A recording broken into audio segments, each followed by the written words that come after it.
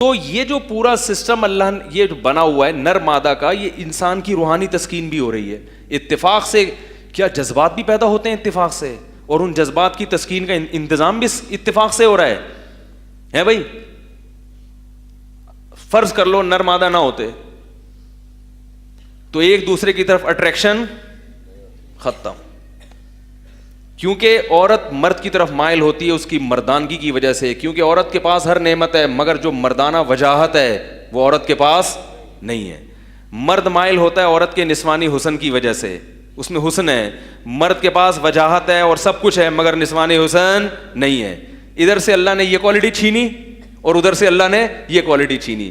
اس کے بدلے میں اللہ نے اس کو یہ والی کوالٹی دی اور وہ والی کوالٹی چھین کے دوسری کوالٹی دے دی. اس کی وجہ سے دونوں مرنے جینے کی قسمیں اٹھاتے ہیں، تم مجھ سے شادی کر لو، ہیں کہتے ہیں نا میں زندگی بھر تمہارا ساتھ نبھاؤں گا، میں اللہ بس میں تمہیں چھوڑ کے نہیں جاؤں گا. وہ بھی کہتی ہے بس میں ابو سے بات کر رہی ہوں، استخارہ نکلوایا ہے.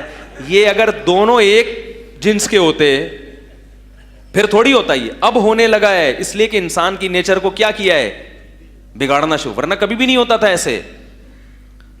اور پھر عجیب بات، یہ دونوں ایک دوسرے سے ملتے ہیں اپنی جسم کی خواہش کو پوری کرنے کے لیے. دل ایک مائل ہو رہا ہوتا ہے مگر اس کے نتیجے میں بچہ پیدا ہو جاتا ہے، نسل بڑھنا شروع ہو جاتی ہے، جو بالکل ایک الگ چیز ہے جس کا ان دونوں سے بظاہر کوئی تعلق. قدرت نے کیا کیا، ان دونوں کے جذبات سے فائدہ اٹھا کے نسل کی بقا کا بھی ایک انتظام کیا ہوا ہے. مولانا اشرف علی تھانوی رحمہ اللہ فرماتے ہیں کہ کسی کو جنگل میں چھوڑ دو اور بہت بڑا سائنسدان بنا دو اس کو، وہ سب سے پہلے غور کرے گا میں کیسے وجود میں آیا، کرے گا نا یار کیا ہوا تھا.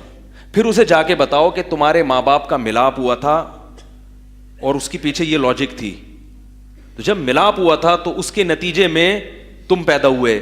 فرمایا قیامت آ جائے گی مگر وہ کبھی بھی اس دعوے کو تسلیم نہیں. وہ کہے گا امپاسبل، یہ ممکن نہیں ہے. کہے گا میری آنکھ ناک کان دل دماغ جگر یہ کیسے بن گئے بھائی. یہ وہ ڈاروین کا تو مان لے گا وہ کہ یار شاید اس طرح سے کچھ ہوا ہوگا، کوئی پتہ نہیں کوئی جن بھوت نے کر دیا ہوگا یا کیا کیا ہوگا، لیکن وہ یہ کبھی نہیں مانے گا. سائنسدان یہ کیوں مان رہے ہیں، اس لیے کہ اپنی آنکھوں سے دیکھ رہے ہیں. جو چیزیں دیکھ رہے ہیں ان کو تو مان رہے ہیں، جو نہیں دیکھ رہے ان کو کہنا یہ نہیں ہو سکتا، یہ نہیں ہو سکتا.